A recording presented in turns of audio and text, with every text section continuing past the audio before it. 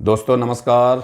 मैं doctor Pradeep Kumar Singh, senior orthopedic consultant, आप सभी लोगों का Om Sai ortho and physio centre में स्वागत है। दोस्तों आज मैं बात करूंगा कि जो बच्चों के अंदर नॉक नी क्यों होता है। अब आप कहोगे कि नॉक नी क्या होता है। नॉक नी जो बच्चों के जो घुटने हैं जो आपस में टच कर जाएं तो उसको कहते हैं नॉक नी।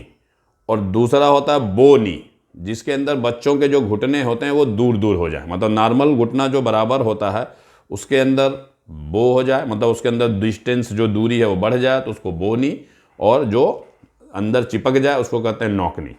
ये दोनों कंडीशन जो होता है बच्चों में बहुत कॉमन होता है, जिसमें से नॉक नी होता है जो दोनों घुटना आपस में टकरा जाते हैं, वो कंडीशन थोड़ा सा कॉमन ज़्यादा है। इसीलिए हम दोनों के बारे में बात करूँगा। ट्रीटमेंट पार्ट और कारण दोनों का सेम होता है। तो ये बहुत कॉमन प्रॉब्लम है। मैं जिनके छोटे बच्चे हों तो उन पेरेंट्स के लिए स्पेशली इस चीज़ का ज़रूर ध्यान रखना है कि अपने बच्चे के अंदर जो घुटना है वो प्रॉपर सीधा है या उसके अंदर कोई टेढ़ापन दिख रहा है या पैर में कोई टेढ़ापन दिख रहा है, तो ज़रूर ध्यान रखें। और किसी को अगर ऐसा महसूस हो तो वो ज़रूर अपने नज़दीकी आर्थोपेडिक डॉक्टर को, हड्डी के डॉक्टर से ज़रूर मिलें। तो दोस्तों आज के तारीख में जिन बच्चों को नॉक नहीं हो रहा है, कई बार उन बच्चों को साथ में घुटने में दर्द की समस्या होती है, थकावट की समस्या होती है, कमर में दर्द की समस्या होती है, और साथ में कई बार उसकी जो चाल है वो भी लगेगा कि थोड़ा डिफरेंट है, मतलब चाल उसकी नॉर्मल नहीं होगी, वो थोड़ा वेडलिंग गेट चलेगा या थोड़ी सी नॉर्मल गेट से थोड़ा अलग चलेगा। तो ये इसका मुख्य कारण क्यों होता है? ये इसका मुख्य कारण होता है कि इसमें कैल्शियम की कमी हो, विटामिन डी की कमी हो। उन बच्चों को ये नॉक नी की समस्या ये बहुत कॉमन होता है, और ये बेसिकली जिनको भी कैल्शियम और विटामिन डी की कमी होती है उन कमी को बच्चों के अंदर उस तकलीफ को कहते हैं रिकेट्स, इसको देसी और हिंदी भाषा में कहते हैं सूखा रोग। तो इसका मतलब होता है कि जिन भी बच्चों की हड्डियों की कमजोरी की वजह से हाथों पैरों में टेढ़ापन आया तो वो मुख्यतः सूखा रोग, रिकेट्स की समस्या की वजह से होता है। और ये उन बच्चों में ज़्यादा होता है जिनको न्यूट्रिशनल डिफिशियंसी हो, जो अपने खाने पीने में ध्यान प्रॉपर नहीं रखते, घर का चीज़ें नहीं खाते, सब्जी फल दूध नहीं लेते, सूरज की रोशनी में प्रॉपर एक्सपोजर सूरज की रोशनी का नहीं होता, उन बच्चों को ज़्यादा होता। आज के बच्चे जो हैं बहुत ज़्यादातर टाइम बाहर के चीज़ों का जो है सेवन ज़्यादा करते हैं, जो हमारी जंक फूड है, चिप्स है, कुरकुरे है, कोल्ड ड्रिंक है, इस सब चीज़ों का सेवन ज़्यादा करते हैं।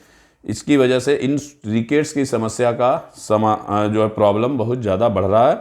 और आज के बच्चे बाहर फिजिकल वर्क और सन के अंदर एक्सपोजर, मतलब सूरज की रोशनी उनके ऊपर नॉर्मली बहुत कम मिलती है, जिसके वजह से इनकी समस्या बढ़ रही है। आजकल बच्चे मोबाइल में, लैपटॉप में, कंप्यूटर में लगे होते हैं, इसकी वजह से और इसकी समस्याएं होती हैं।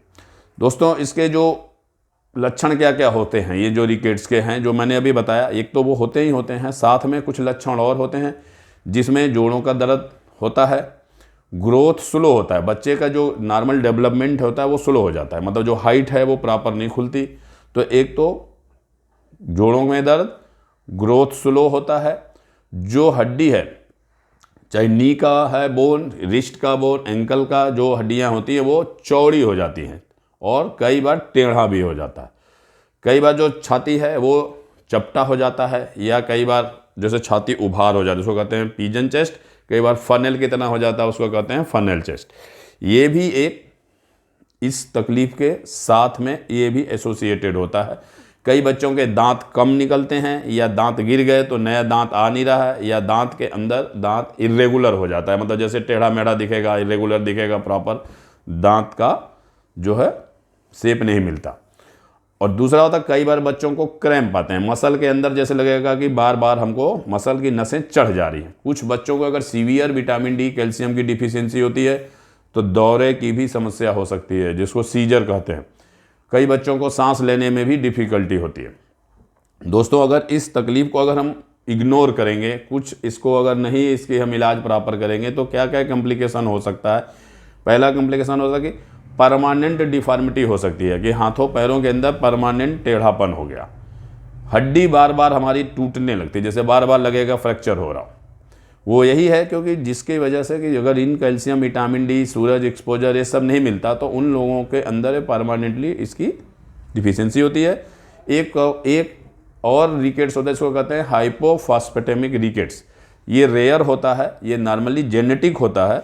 ये 20,000 बच्चों में एक बच्चे के अंदर ये हो सकता है हाइपोफॉस्फेटेमिक रिकेट्स। इसमें क्या होता है कि जो फास्फेट का एब्जॉर्प्शन होता है ब्लड के अंदर वो कम हो जाता है, जिसकी वजह से बोन वीक हो जाती है। फास्फेट अगर का एब्जॉर्प्शन कम होता है तो बोन के अंदर फास्फोरस या फास्फेट की मात्रा कम होती है, जिसकी वजह से बोन हमारी कमज़ोर होती है। तो दोस्तों इसको पता कैसे करते हैं कि ये प्रॉब्लम बच्चों में है, तो इसकी क्या जांचें होती हैं।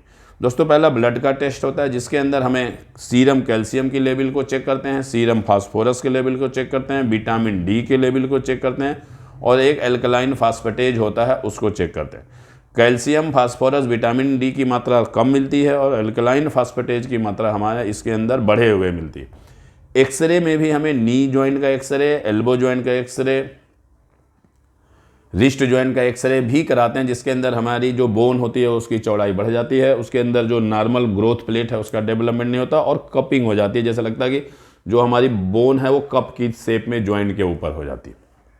अब दोस्तों इसका इलाज क्या करेंगे, कैसे हम इस प्रॉब्लम को ठीक करेंगे। तो इलाज के लिए हमको सबसे ज़रूरी होती है कि बच्चे की एज कितनी है।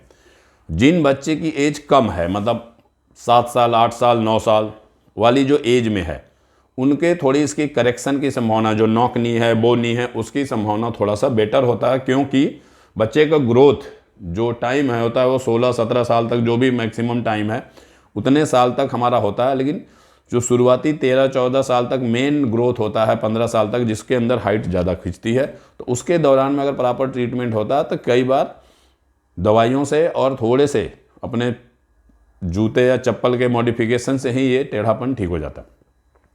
ट्रीटमेंट के लिए सबसे पहला चीज़ हमें क्या करना है, पहला चीज़ तो हमें सन का एक्सपोजर बढ़ाना है।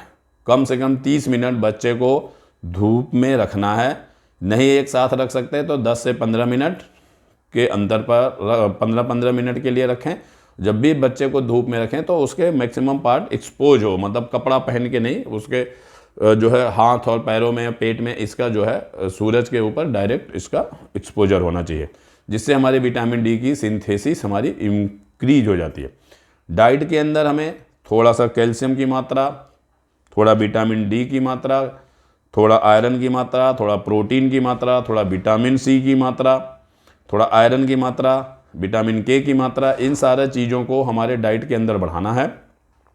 अब आप जो है मेरे जैसे vitamin D, calcium, iron, protein, इन सब चीज़ों की जो डाइट के अंदर किस किस खाने के पदार्थ में ज़्यादा होता है, उसके लिए मेरा एक वीडियो है जिसके अंदर यह है कि हड्डी टूटी हो तो अपने खाने में किसकी मात्रा बढ़ाएं जिसकी वजह से हमारी हड्डी मजबूत हो।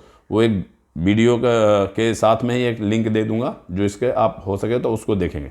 मुख्यतः हमें जो डाइट के अंदर दूध की मात्रा बढ़ानी है, अंडे की मात्रा बढ़ानी है, पनीर की मात्रा बढ़ानी है, अखरोट, बादाम थोड़ा थोड़ा दे सकते हैं बच्चे को, ऑरेंज दे सकते हैं, मतलब खट्टे फल दे सकते हैं, ऑरेंज है, नींबू है, मौसमी है, ये सब दे सकते हैं, मूंगफली दे सकते हैं, सोयाबीन, पालक, ये सारा दे सकते हैं।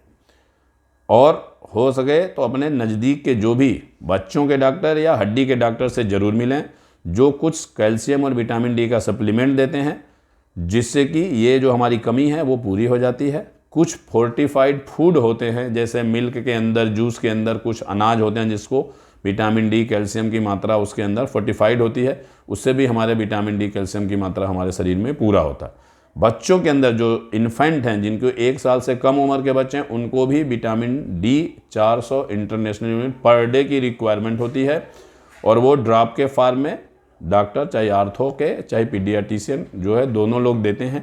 तो इनको अगर जो बच्चे माँ का दूध पीते हों उनको भी इस विटामिन डी की ज़रूरत पड़ती है। जो बच्चे फार्मूला मिल्क पीते हैं उनको नॉर्मली विटामिन डी की मात्रा अलग से लेने की ज़रूरत नहीं होती, क्योंकि उनके दूध के अंदर ऑलरेडी फोर्टिफाइड होता है। दोस्तों जो नॉर्मल जिसको थोड़ा नौकनी है, वो तो एज के साथ अगर ये अपना खाने पीने का सावधानी रखें तो वो कंट्रोल हो जाता है। कुछ बच्चों में जिसमें थोड़ा ज़्यादा टेढ़ापन है उसके अंदर हमें नी के अंदर ब्रेस लगाना पड़ता है, घुटने के जो से लेके पैरों तक, स्प्लिंट जिसको आर्थोसिस कहते हैं, जो पैर सीधा कर रखने का होता है।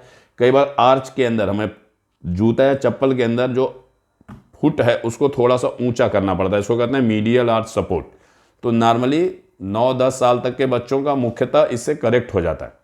कुछ बच्चे हैं जिनकी बहुत सीवियर डिफॉर्मिटी है या उनकी एज ज़्यादा हो गई है, तो वो नॉर्मली इन आर्थोसिस से या आर्च से इससे करेक्ट नहीं होते, तो उनमें सर्जरी की ज़रूरत होती है। सर्जरी भी कई तरह की होती है, छोटी सर्जरी भी होती है, बड़ी सर्जरी होती है। छोटी सर्जरी में क्या होता है कि इसके अंदर हेमी एपिफाइसियोडेसिस होती है, जिसके अंदर जो ग्रोथ प्लेट होते हैं जो जोड़ों के अंदर, उसके अंदर स्टेपल या फिर छोटे प्लेट होते हैं 2-2 होल के, वो लगाते हैं और वो ग्रोथ प्लेट को हमें, एक तरफ की ग्रोथ प्लेट को हमें स्टॉप करते हैं, जिससे दूसरी तरफ की ग्रोथ प्लेट अगर प्रॉपर अपनी ग्रोथ में चले तो जो डिफॉर्मिटी है वो करेक्ट हो जाती है। उसमें ये भी 10-12 साल के नीचे वाले बच्चों में हेल्पफुल होता है। उसके ऊपर वाले बच्चों में क्योंकि ग्रोथ बहुत ज़्यादा नहीं रहता है, तो थोड़ा सा उसकी डिफॉर्मिटी करेक्शन की स्पीड कम होती है।